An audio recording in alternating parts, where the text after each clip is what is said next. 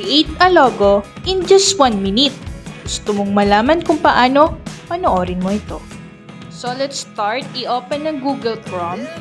I-search sa search bar ang logo AI. I-click itong logoai.com. Ayan. Click continue. Then, dito sa logo name, i-enter natin yung pangalan ng ating logo. Dito naman sa slogan, optional lamang to, pero maglalagay tayo.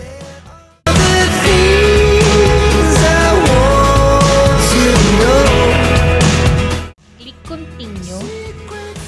Dito naman, isi-select nyo lang kung saang industry belong yung ginagawa nyong logo. Pero kung hindi nyo alam, skip nyo lang. Then, select the color that matches your brand. Then, click continue. Then, dito naman, isi-select nyo kung anong font style ang nababagay sa inyong logo. Maghintay lamang ng ilang segundo at mag-generate na ang iba't ibang klase ng logo. Mamimili lang po kayo dito kung anong logo design ang natitipuhan nyo.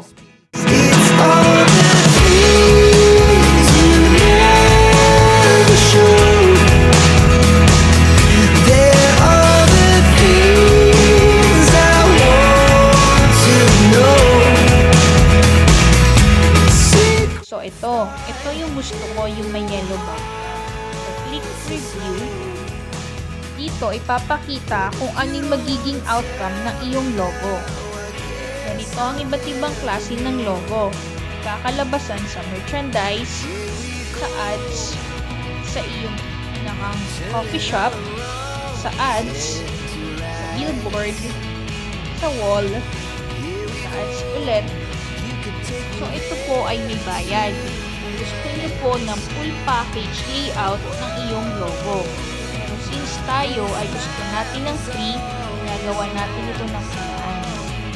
Screenshot lang natin itong part na to, then crop natin itong screenshot. So magtataka kayo kung bakit may tuldok, kung kasama ba yan sa logo. So hindi po. Tatanggalin po natin yan mamaya.